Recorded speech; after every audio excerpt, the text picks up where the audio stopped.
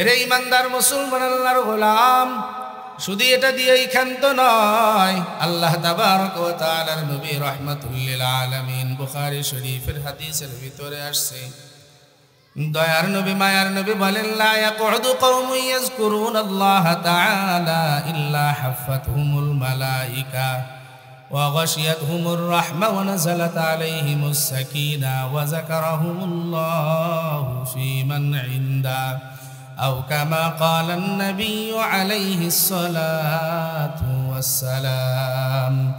দয়ার নবী মায়ার নবী বলেন, ও জমিনের গোলাম, আমি রাহমাতুল লিল আলামিন তোমাদেরকে জানায়া দেই, জমিনে যেই জায়গায় কোরআন হাদিসের আলোচনা করা হয়, ওই জায়গায় যেই বান্দা বান্দিরা বসবে, বলনেওয়ালা শ্রবণ করনেওয়ালা যদি আমলের নিয়তে ইখলাসের সহিত যদি আমলের নিয়তে কথা শুনতে পারে আর বলতে পারে, রাহমাতুল লিল আলামিন জানায়া দেয় তাদের জন্য আল্লাহ কয়েক প্রকারের পুরস্কারের ব্যবস্থা করবেন। জবান খুলে বলেন না সুবহানাল্লাহ। তার ভিতরে এক নাম্বার পুরস্কার দয়ার নবী বলেন, হাফাতহুমুল মালাইকা, চতুর সাইড দিয়ে ফেরেশতারা বেষ্টন করে রাখবে। ফেরেশতারা বেষ্টন করে একের উপরে একজন করে আরশে আজিম পর্যন্ত উঠবে। এই ময়দানের ভিতরে যারা বসবে তাদের জন্য আল্লাহর কাছে রহমতের মাগফিরাতের দোয়া করতে থাকবে। বলেন না সুবহানাল্লাহ। দ্বিতীয় নম্বরে দয়ার নবী বলেন, ওয়া গাশিয়াতহুমুর রাহমা ওয়া নাযালাত আলাইহিমুস সাকিনা, আল্লাহ রহমত বরকত নাজিল করতে থাকবেন। হাদিসের শেষের দিকে দয়ার নবী বলেন গুরুত্বপূর্ণ কথা, ওয়া যাকারাহুমুল্লাহু ফী মান ইনদা, আল্লাহ তাবারক ওয়া তাআলার নবী বলেন, হে সাহাবায়ে ইকরামের দল, এই জমিনে যারা জান্নাতের বাগানে বসবে, কোরআনের তেলাওয়াত শুনবে, কোরআন হাদিসের আলোচনা করবে আর শুনবে, আমলের নিয়তে যদি হয়, এই সমস্ত বান্দা বান্দিকে নিয়ে আল্লাহ তাবারক ওয়া তাআলা আরশে আজিমের নিকটে ফেরেশতাদেরকে নিয়ে মজমা কায়েম করে গর্বের সুরতে বলতে থাকেন, এ আমার বান্দারা, ফেরেশতার দল, জমিনের ভিতরে চায় দেখ, শেরনগর কেন্দ্রীয় জামি মসজিদের মাঠ প্রাঙ্গণে এক জায়গায় আমার গোলাম বান্দারা বসছে, আর এক জায়গায় আমার বান্দিরা বসেছে, তারা সেখানে কি চায়? আল্লাহ তাবারক ওয়া তাআলার ফেরেশতারা ডাক দিয়ে বলে, মালিক, আপনিই তো আলিমুম বিজাতিস সুদূর, আপনি না বান্দা বান্দির অন্তরের সব খবর জানেন। আল্লাহ তাবারক ওয়া তাআলা ডাক দিয়ে বলেন, জানার পরেও তোদের জবান থেকে শুনতে চাই। ফেরেশতারা ডাক দিয়ে বলে, ও মালিক, আপনার বান্দা বান্দি জমিনে শয়তানের ধোঁকায় পড়ে, নফসের তাড়নায় পড়ে গুনাহ করে ফেলেছে, এখন জান্নাতের বাগানে নবীর আদর্শ বাস্তবায়নের জন্য একত্রিত হয়ে গেছে, আপনার বান্দা বান্দি জিন্দেগির সব গুনাহ মাফ চায়। আল্লাহ তাবারক ওয়া তাআলা বলেন, ওই বান্দা বান্দি কি আমি আল্লাহকে দেখেছে? বলে না, দেখে নাই। আমার হাবিবকে দেখেছে? বলে না, দেখে নাই। তাহলে কিসের আশায় বসছে? ফেরেশতারা ডাক দিয়ে বলে, মালিক, আপনি না ঘোষণা দিয়েছেন জমিনে যদি ইবরত হাসিলের জন্য খাস দিলে তওবা করে বিদায় নেয়, জমিনে দুইটা প্রকারের বিভক্তি থেকে যদি মানুষ গুনাহমুক্ত জীবন গঠন করিয়া নেয়, আপনি না ওয়াদা করেছেন তাদেরকে মাফ করে জান্নাতে পৌঁছায় দিবেন। বলেন না সুবহানাল্লাহ। আল্লাহ তাবারক ওয়া তাআলার নবী বলেন, হে জমিনের উম্মত, এই জান্নাতের বাগানে বসার কারণে আল্লাহ ফেরেশতাদের সঙ্গে এমন কথোপকথন হয়, আল্লাহ ডাক দিয়ে বলে, ও ফেরেশতার দল, তোদের জবান থেকে কেন শুনতে চেয়েছি তুমি কি জানো? এই জমিনে যখন বনি আদম বানাইতে চাইছিলাম, ইন্নী জাইলুন ফিল আরদি খলিফা, ক্বালু আতাজালু ফিহা মান ইউফসিদু ফিহা ওয়া ইয়াসফিকুদ দিমা ওয়া নাহনু নুসাব্বিহু বিহামদিকা ওয়া নুকদ্দিসু লাক, ক্বালা ইন্নী আ'লামু মা লা তা'লামুন।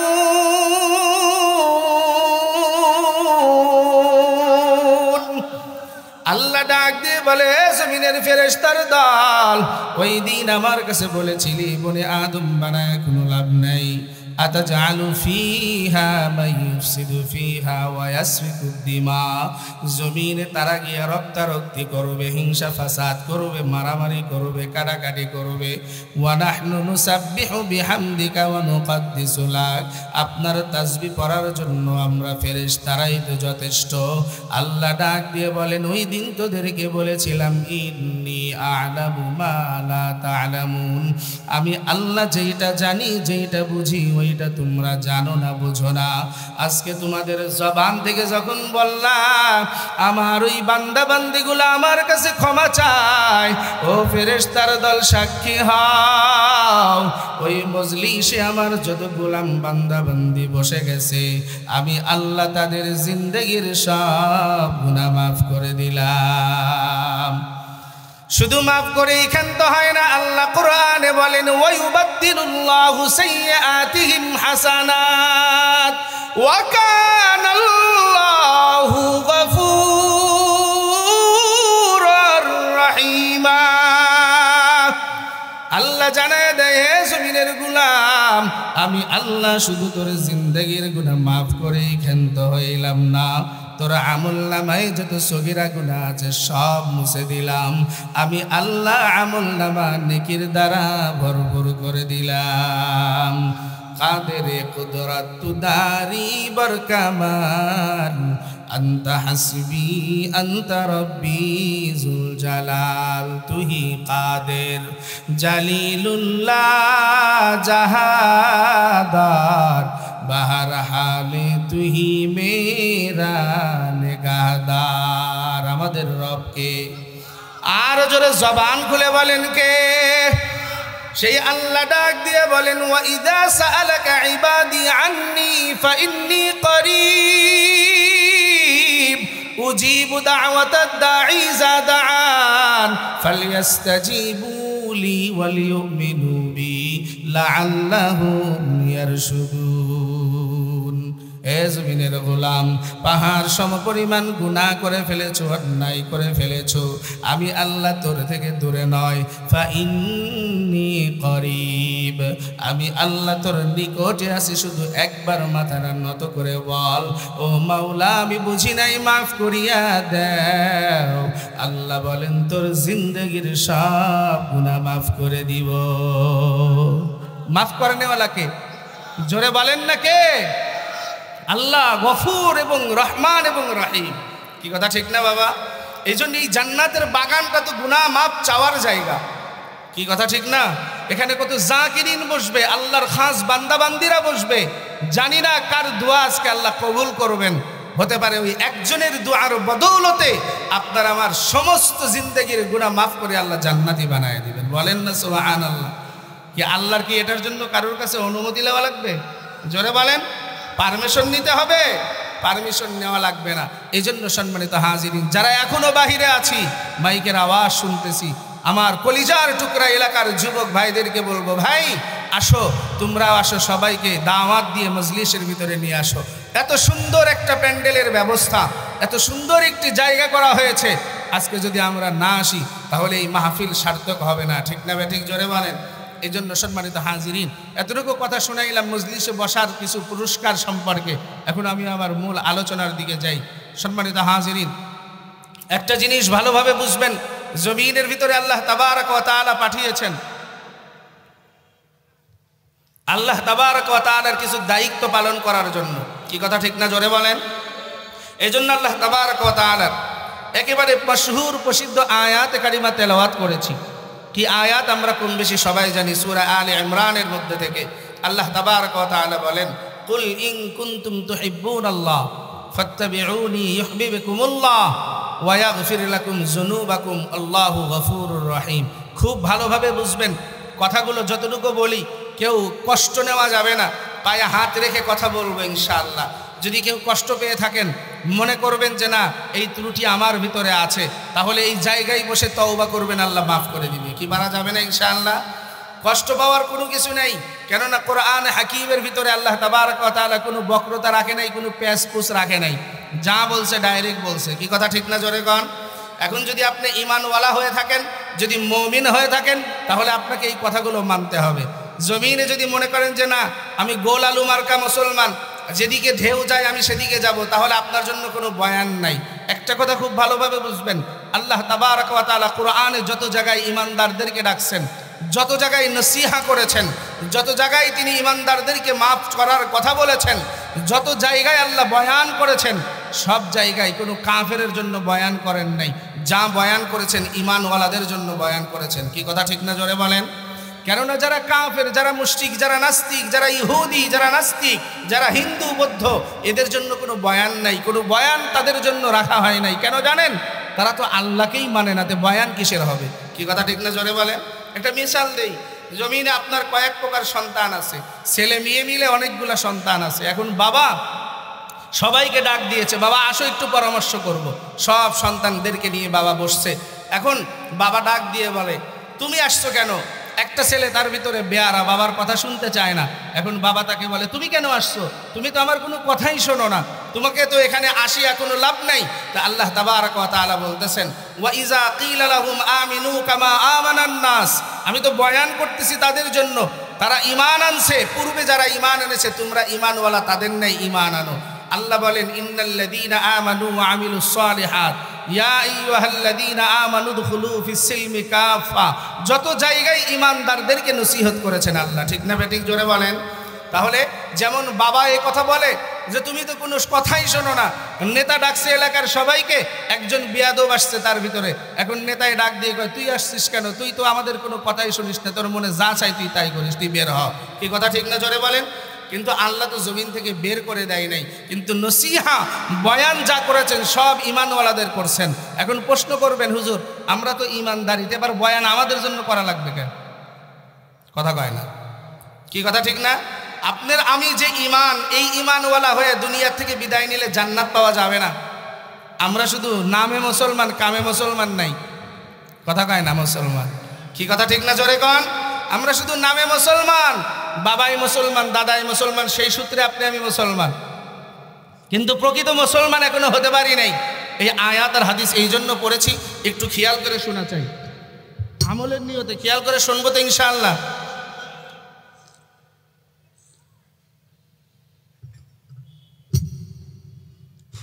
আল্লাহ তাবারক ওয়া তাআলা বলতেছেন, কুল, হে নবী আপনি জানায়া দেন, ইন কুনতুম তুহিব্বুনাল্লাহ, যদি দুনিয়ার বান্দাবান্দি আমি আল্লাহকে পেতে চায়, আমি আল্লাহকে মুহাব্বত করতে চাই, ফাত্তাবিউনি, তারা যেন আপনাকে অনুসরণ অনুকরণ করে। এই আদেশ দিলেন কে? জোরে বলেন। আল্লাহ বলতেছেন আমি আল্লাহকে যারা পেতে চায় তারা যেন আপনাকে অনুসরণ অনুকরণ করে। ইউহিব্বুকুমুল্লাহ, তাহলে আমি আল্লাহ তাদেরকে ভালোবাসবো। বলেন সুবহানাল্লাহ। ভালোবাসার সম্পর্ক আল্লাহ তাবারক ওয়া তাআলার সঙ্গে করতে হলে ডাইরেক্ট পারবো না, জমিনে নবীর মাধ্যম দিয়ে ভালোবাসার সম্পর্ক আল্লাহর সঙ্গে করতে হবে। কি কথা ঠিক না? জোরে বলেন। এখন আল্লাহ তাবারক ওয়া তাআলা বললেন, হে নবী আপনার এই উম্মত আমার বান্দাবান্দি যদি আপনার মাধ্যম দিয়ে আমি পর্যন্ত বুঝতে পারে, ইউহিব্বুকুমুল্লাহ, আমি আল্লাহ যখন তাদেরকে ভালোবাসবো, এখন শোনেন পুরস্কার। আল্লাহ বলেন, ওয়ায়াগফির লাকুম যুনুবাকুম, আমি আল্লাহ তখন তাদের ঈমান ওয়ালাদের জিন্দেগির সমস্ত গুনাহ খাতা মাফ করে দেব। কেন মাফ করবেন? আল্লাহু গফুরুর রহিম, তিনি ক্ষমাশীল, বড় দয়াশীল। কি কথা ঠিক না? জোরে বলেন। অনেক বড় দয়ালু এবং ক্ষমাশীল, এজন্য মুসলমান আল্লাহর গোলাম। তাহলে আয়াতে আল্লাহ বললেন, আমাকে যদি পেতে চাও দুনিয়ার বান্দাবান্দি আমার রসুল হয়ে তারপরে আসো। নবীজি সাল্লাল্লাহু আলাইহি ওয়া আলিহি ওয়াসাল্লাম অসংখ্য গণিত হাদিসের ভিতর থেকে একটি হাদিস পড়েছি। নবী বলেন, লা ইউমিনু আহাদুকুম হাত্তা আকুনা আহাব্বা ইলাইহি মিন ওয়ালিদিহি ওয়া ওয়ালাদিহি ওয়ান নাসি আজমাইন। লা ইউমিনু, অত সময় পর্যন্ত তুমি কামিল মুমিন হতে পারবা না। খুব ভালোভাবে বুঝবেন, অত সময় পর্যন্ত তুমি প্রকৃত মুমিন মুসলমান হতে পারবা না। হাত্তা আকুনা আহাব্বা ইলাইহি মিন ওয়ালিদিহি ওয়া ওয়ালাদিহি ওয়ান নাসি আজমাইন, যত সময় পর্যন্ত তোমার কলবের ভিতরে আমি নবীর মুহাব্বত, নবীর ভালোবাসা, তোমার সন্তান, তোমার বিবি, তোমার আপনজন, তোমার মা বাবা, তোমার দুনিয়ার সম্পদ, দুনিয়ার যা কিছু আছে, বন্ধু বান্ধব, আহবাব, সবার থেকে আমি নবীর ভালোবাসা যত সময় পর্যন্ত বেশি না হবে, গালেব না হবে, অত সময় পর্যন্ত লা ইউমিনু, তুমি আমি মুসলমান হতে পারবো না। এই কথা বলেছেন নবী। আচ্ছা এখন প্রশ্ন করি বাবা, ও যুবক ভাই, বৃদ্ধ বাবাজি, পর্দার আড়ালের আম্মা জানেরা, বোনেরা, একটু মনের কাছে প্রশ্ন করে দেখি তো যে আসলে আমার অন্তরে আমার নবীর মুহাব্বত বেশি নাকি আমার বইয়ের মুহাব্বত বেশি? আমার অন্তরে আমার নবীর মুহাব্বত বেশি নাকি আমার সম্পদের মুহাব্বত বেশি? আমার অন্তরে আমার রসুলের মুহাব্বত বেশি নাকি আমার মা বাবা সন্তান সন্ততির মুহাব্বত বেশি? আমার অন্তরে নবীর মুহাব্বত বেশি নাকি নেতা নেত্রীর মুহাব্বত বেশি, দলের মুহাব্বত বেশি? কথা ঠিক না? জোরে কন। মুহাব্বত বেশি কার হওয়া লাগবে? নবীর হওয়া লাগবে। কার? জোরে বলেন। এখানেই আপনি মুসলমানের ঈমান বুঝতে পারবেন, নির্ণয় করতে পারবেন। জমিনের ভিতরে নবীর বিরুদ্ধে নাস্তিকরা কথা বললে যদি আপনার অন্তরে একটু প্রকম্পিত না হয়, আর আপনার নেতা নেত্রীর বিরুদ্ধে কথা গেলে যদি আপনার রাগ হয়ে যায়, তাহলে বুঝবেন ডালমে কুছ কালা হয়, আপনি মুসলমান হতে পারেন নাই। উমায় ইবনে সুলুলের বংশধর, আপনি মুনাফিক। ঠিক না বেঠিক? জোরে বলেন। তাহলে জমিনের ভিতরে বুঝতে হবে খুব ভালোভাবে, এই জমিন ক্ষণস্থায়ী জিন্দেগি আল্লাহ অনর্থক বানান নাই। এই আসমান জমিন সাজাইছেন, অনর্থক সাজান নাই। এই জমিন আর আসমান সাজিয়েছেন আল্লাহ একমাত্র আকা নামদার তাজেদারে মদিনা নবী মুহাম্মদুর রাসূলুল্লাহ সাল্লাল্লাহু আলাইহি ওয়া আলিহি ওয়াসাল্লামের উল্লেখ করে, তাকে উদ্দেশ্য করে বানাইছেন। আপনি আমি জমিনের ভিতরে তার দয়া আর মায়া আর অনুগ্রহে এই জমিন এসেছি। ও মুসলমান, একটা কথা বাংলাতে বলে, মোল্লার জন্য খাইলি চিনি নেই কিন্তু মোল্লা চিনলি না। কি কথা ঠিক না? জোরে কন। যার জন্য খাও চিননি তাকে চিনলা না। আজকে আমাদের সমাজের অবস্থা এমন হয়ে গেছে। এই জন্য মুসলমান আল্লাহ আয়াতে ডাইরেক্ট বিধান দিলেন, আমাকে যদি পেতে চাও আমার রসুল হয়ে তার উপরে আসো। আর রসুল ডাক দিয়ে বললেন, যদি আমাকে মুহাব্বত করার কথা বলো তাহলে দুনিয়ার সব কিছু থেকে আমি নবীর ভালোবাসা বেশি থাকা লাগবে। কি কথা ঠিক না? জোরে বলেন। এখন আসেন, আল্লাহ তাবারক ওয়া তাআলার বান্দারা বলবেন, হুজুর নবী তো নাই। আল্লাহ তাবারক ওয়া তাআলার নবী বলেন, ইন্নাল উলামা ওয়ারাসাতুল আম্বিয়া। জমিনে নবী নাই তাতে কি হয়েছে? আল্লাহ নবীর নায়েবদেরকে রেখে গেছেন। নবী ডাক দিয়ে বলেন, কারুর জন্য দুনিয়ায় মিরাসাত রাখি নাই, একমাত্র উলামা ইকরাম বুজুর্গ যারা, তাদেরকে জমিনে আমি মিরাসের দায়িত্ব দিয়ে গেলাম। কিয়ামত পর্যন্ত যত বুজুর্গ আইম্মায়ে মাসাজিদ, বুজুর্গ আল্লাহ ওয়ালারা থাকবে, এদেরকে তুমি যদি আইডল মানতে পারো, এদেরকে যদি মুহাব্বত করতে পারো, রাসূল ডাক দিয়ে বলেন, এই উলামা ইকরামের ভালোবাসা মানে আমি রাসূলকে ভালোবাসা। আর আমি রাসূলকে যখন ভালোবাসা হবে তখন ভালোবাসবে কে? জোরে বলেন না কে? কথার সূত্র মনে রাখা লাগবে মুসলমান, না হলে কিন্তু এলোমেলো হয়ে যাবে। কি কথা ঠিক না? তাহলে উলামা ইকরাম দুনিয়ায় আছে না নাই? এই কথা বলেন, আছে না নাই? তাহলে এই জমিনে উলামা ইকরাম কতদিন পর্যন্ত থাকবে? আল্লাহ যতদিন এই জমিনে দিন রাখবে, এই আসমান জমিন টিকায় রাখবে, ততদিন পর্যন্ত উলামা ইকরামকে আল্লাহ এই জমিনে রাখবে। ঠিক না ব্যাটিক? জোরে বলেন। আজকে তো দুনিয়ার ভিতরে ডিভাইডেড হয়ে গেছি আমরা। এক শ্রেণীর মানুষ আজকে মনে করতেছি আলেম লাগবে কেন, আমি সব কিছু পারি, চটি বই পড়ে আমি মুফতি হতে পারি, আমি এই হতে পারি সেই হতে পারি। আমি তাদেরকে বলতে চাই, না দোস্ত, যদি তাই হতো তাহলে একজন হাফেজ কোরআন, একজন আলেমে দিন, তার মাথার ঘিলু কম নাই, তাহলে তাকে 20-22 বছর মাদ্রাসার বারান্দায় ঘোষ পেরে আলেম হওয়া লাগতো না। ঠিক না ব্যাটিক? জোরে বলেন। যদি চটি বই পড়ে মুফতি আর মুহাদ্দিস হওয়া যায় তাহলে এটা আমরা আরো আগেই হতে পারতাম। কিন্তু সোহবত ছাড়া, বুজুর্গদের সোহবত ছাড়া, উস্তাদদের সান্নিধ্য ছাড়া কোনো কিছু অর্জন করা সম্ভব নয়। এটা দেখায় দিয়েছেন কে? আল্লাহ তাবারক ওয়া তাআলা জিবরাইল আর নবীর মাধ্যম দিয়ে। ঠিক না বেঠিক? জোরে বলেন। জিবরাইল সিনা থেকে নবীর সিনায় ইলম দিয়েছেন, নবীজির সিনা থেকে সাহাবা ইকরামদেরকে ইলম দিয়েছেন, সাহাবা ইকরামরা তাবেঈনকে দিয়েছেন, তাবেঈনরা তাবেঈনদেরকে দিয়েছেন। এভাবে আস্তে আস্তে আপনার আমার পর্যন্ত আসছে। এই জন্য নবী ডাক দিয়ে বলেন, আনা খাতামুন নবিয়্যিন লা নবিয়্য বাদি। আমি শেষ নবী, জমিনে আমার পরে কোনো নবী নাই। কিন্তু এক শ্রেণীর নাফরমান আজকে জমিনের ভিতরে মিথ্যা নবুয়তি দাবিদার করে বসে আছে। কাদিয়ানি গোষ্ঠী জমিনের ভিতরে তারাও নাকি নবীর দাবি করে। আচ্ছা বলেন তো, আল্লাহ কোরআনে বলছেন, মা কানা মুহাম্মাদুন আবা আহাদিম মির রিজালিকুম ওয়ালাকিন রাসূলুল্লাহি ওয়া খাতামান নবিয়্যিন। আমি নবীর দরজা ক্লোজ করে দিয়েছি, আর ওপেন হবে না। দুনিয়ায় এরপরে যারা নবী দাবি করবে, বুঝবা তারা শয়তানের দোসর, এরা কোনোদিন নবী নয়। ঠিক না বেঠিক? জোরে বলেন। আজকে কাদিয়ানি যারা, রাষ্ট্রীয়ভাবে তাদেরকেও মুসলিম ঘোষণা করা লাগবে। আজকে এই মুসলিম ঘোষণা যদি না করে, কেউ যদি এটা বিশ্বাস না করে যে তারা মুসলমান না, তাহলে তারও ঈমান থাকবে না। ঠিক না বেঠিক? জোরে বলেন। তাহলে জমিনে উলামা ইকরাম আছেন, উলামা ইকরাম থেকে সুপরামর্শ নিয়ে আলেমদেরকে মুহাব্বত করে এরপরে নবী পর্যন্ত যেতে হবে। একটু ভালো বাংলা মিসাল দিলে ভালো বুঝবেন। এলাকার যিনি মুহাব্বত জমিনের ভিতরে, মনে করেন এই এলাকার একজন চেয়ারম্যান থাকে, থাকে কি থাকে না? জোরে বলেন। এলাকার একজন এমপি থাকেন, এরপরে মন্ত্রী থাকেন, এরপরে যায় প্রাইম মিনিস্টার। তাহলে জমিনের ভিতরে আপনার একটা জিনিস খুব প্রয়োজন, মন্ত্রী বরাবর আপনার যাওয়া দরকার। কথা খুব ভালোভাবে বুঝবেন। আপনি কি ডাইরেক্ট মন্ত্রীর কাছে যেতে পারবেন? এমপির কাছে যেতে পারবেন? যদি যেতে চান তাহলে আগে সর্বপ্রথম আপনার এলাকার যিনি নেতা আছে, পাতি নেতা, তার আগে অনুসরণ করা লাগবে। কথা কয় না, কি রাগ করেন নাকি? ছোট্ট থেকে ছোট্ট দায়িত্বশীল, ওর লবিং কেন করবেন? ওর সাথে মেম্বারের সম্পর্ক ভালো, এখন ওর মাধ্যম দিয়ে মেম্বার পর্যন্ত যাওয়া লাগবে। কি কথা ঠিক না? এরপরে মেম্বারের সাথে ভালো মোহাব্বত করে চেয়ারম্যান পর্যন্ত যাওয়া লাগবে। চেয়ারম্যান পর্যন্ত যাওয়ার পরে চেয়ারম্যানের সাথে 2-1 বছর ভাও করে কিছু টাকা পয়সা খরচ করে তারপরে এমপি পর্যন্ত যাওয়া লাগবে। কি ভুল বললাম আমি? এরপরে এমপি সাহেবের কাছে যাওয়ার পরে তারপরে যদি কপালে থাকে তাহলে মন্ত্রী পর্যন্ত যেতে পারবেন। আল্লাহ তাবারক ওয়া তাআলা ওই কথাই বলতেছেন, ইন কুনতুম তুহিব্বুনাল্লাহ ফাত্তাবিউনি ইউহিব্বুকুমুল্লাহ। আমি আল্লাহ পর্যন্ত ডাইরেক্ট আসতে পারবা না, এই জন্য জমিনে ইলমে দ্বীন অর্জন করা লাগবে।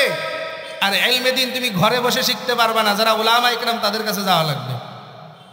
কথা কয় না? কি কথা ঠিক না?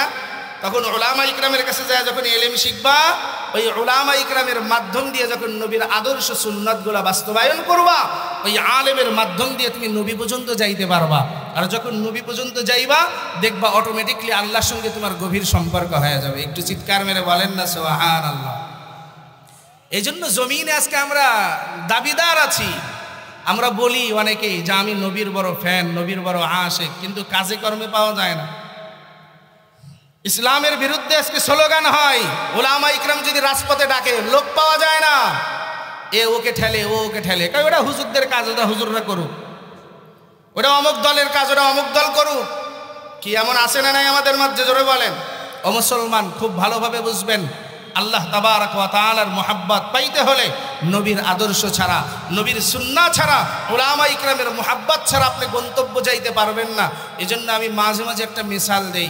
অনেকেই আছে জমিনের ভিতরে বলে আমি নবীর অনেক বড় ভালোবাসি, নবীকে, নবীর মুহাব্বত অন্তরের ভিতরে উতলায় ওঠে, কিন্তু তার 3.5 হাত বডির ভিতরে সুন্নত নাই, তার ব্যক্তিগত জীবনে সুন্নত নাই, পারিবারিক জীবনে সুন্নত নাই, তার মুআমালাত মুআশারাত লেনদেনের ভিতরে সুন্নতের আদর্শ নাই, কিন্তু সে দাবিদার আমি নবীর বড় আশিক, আমি নবীকে বড় ভালোবাসি। এটা একটা মিসাল আমি দুনিয়ায় এভাবে দেই, মিসালটা আমার না, হাকিমুল উম্মত মুজাদ্দিদুল মিল্লাত শাহ আশরাফ আলী থানভী রাহমাতুল্লাহি আলাইহি তিনি এই মিসাল দিয়েছেন। হে জমিনের গোলাম, আজকে মিথ্যা দাবিদার আমরা ভালোবাসার পাত্র কেমন দেখায়? যেমন দেখাইছে ওই স্বামী আর স্ত্রী। স্ত্রী প্রতিদিন স্বামী যখনই বাহির থেকে ঘরে আসে, স্ত্রী তার স্বামীর কানের কাছে যায়, কয় ওগো আমি তোমাকে অনেক ভালোবাসি, তুমি আমার কলিজা, তুমি আমার জান, তুমি আমার মাইটে, যা কত দরকার সব বলে। তো স্বামী বেচারা বাহির থেকে ঘুরে ঢুকেই শুধু স্ত্রীর এই ক্যাসেট শোনে। তো অনেকদিন শুনতে শুনতে একসময় বলে তাহলে তো এই বিবিরে পরীক্ষা করা দরকার, যা আসলেই আমাদের ভালোবাসে নাকি শুধু মুখে মুখে কয়। পরীক্ষা করার জন্য একদিন অফিস থেকে রাত করে ঢুকছে, ঢোকার পরে এখন বিবি ক্যাসেট বাজাইতেছে, ওগো তোমাকে কিন্তু আমি অনেক ভালোবাসি। কয় তাই? বলে হ্যাঁ। কয় তাহলে কি রান্না করেছো? কয় আজকে সবজি করছি, মাছ আর ভাত। এখন স্বামী উঠে বলতেছে দেখো শরীরটা ভালো লাগতেছে না, আমার 2টা রুটি বানায় দাও, আমি রুটি খাবো। এখন স্ত্রী কয় রুটি বানায় দিতে পারবো না, কিনে নিয়ে এসে খাও। স্বামীকে কি করে? কথা কয় না। কি কথা মনে বুঝতেছেন না আপনারা? কি রাগ করতেছেন আপনারা? স্বামীকে সে কি করে? ভালোবাসে। বেচারা কয় ঠিক আছে রুটি তাহলে বানায় দিবা না, বিছানাটা একটু ঝেড়ে ঝুড়ে দাও, একটু মশারিটা টানায় দাও। বউ তো রিমোট নিয়ে বসে আছে সিরিয়াল দেখতেছে, আর মশারি টানানোর সময় তো তার নাই। এখন ডাক দিয়ে কয় মশারি টশারি টানাই দিতে পারবো না, তুমি টানায় বানায় সব। স্বামীকে সে কি করে? আর একটু জোরে বলেন না। স্বামীকে ভালোবাসে। 2টা প্রশ্ন করলো, 3য় নাম্বারে আবার বলতেছে ওগো মাথা খুব ব্যথা করতেছে, একটু মাথায় তেল দিয়ে দাও না। এখন কয় তোমার মাথায় তুমি তেল নাও, আমি তেল মেল দিতে পারবো না, আমার অনেক কাজ আছে। স্বামীকে সে অনেক ভালোবাসে। তা আল্লাহর বান্দা শুয়ে শুয়ে চিন্তা করতেছে তুই কাছে আয়। এখন বিবি সব কিছু করে গোসাই মুসাই আসছে খাটের উপরে, আসে এখন মাথার কাছে বসে বলতেছে দেখো যাই কও আর তাই কও, আমি তোমার কিন্তু অনেক ভালোবাসি। কষে উঠে 2 গালে 2 চর বসাইছে। এই কি তোর ভালোবাসার নমুনা রে? তোরে 3টা আদেশ করলাম, একটাও মানলি না, তোর মুখের কথায় আমি বিশ্বাস করি না তুই আমারে ভালোবাসো। বৃক্ষ তোমার নাম কি, ফলে পরিচয়। কথা বলে না? কি কথা ঠিক না? কাঁঠাল গাছের দিকে তাকাইলে কাঁঠাল দেখলেই বোঝা যায় যে এটা কাঁঠাল গাছ, নারকেল উপরে ঝুললে বোঝা যায় এটা নারকেল গাছ। বৃক্ষ তোমার নাম কি, ফল দ্বারাই বোঝা যায়। তুমি ভালোবাসো কি না বাসো তোমার কাজকর্মেই তো বোঝা যায়, মুখ দিয়ে বলার কি দরকার? কি কথা ঠিক না জোরে কান? যখন কোষে দুইটা চর বসাই দিছে বিবির হুঁশ ফিরছে। তা আজকে আমরাও মুসলমানেরা নামধারী, চেহারায় নাই দাড়ি, লম্বা জামা পরি না, সুন্নতি কোনো পোশাক নাই, ঘরের ভিতরে সুন্নত নাই, নবীর প্রতি খুব আশেক দেখায়, নবীর জন্য দরুদ পড়তে পড়তে জীবন শেষ করে ফেলায় দেয়। কিন্তু নবীর বিরুদ্ধে নাস্তিকরা গত স্লোগান দেয়, কথা বলি, সেই সময় সে আর এক জায়গায় তসবি নিয়ে বসে থাকে। কে কইছে রে তোর এই এরকম ইবাদত দেখাইতে? তুই তো ওই স্ত্রীর মতো, তুই হলো আল্লাহর নবীর ভালোবাসার লোক। কি কথা ঠিক না জোরে কন? ওই বউ যেমন মুখে মুখে তার স্বামীকে ভালোবাসে, আজকে আমরাও জমিনে নবীর জন্য এমন ভালোবাসা আলা হয়ে গেছি। এই দাবি দিয়ে নবীর কাছ থেকে সুপারিশ পাওয়া যাবে না। ঠিক না বে ঠিক? জোরে বলেন।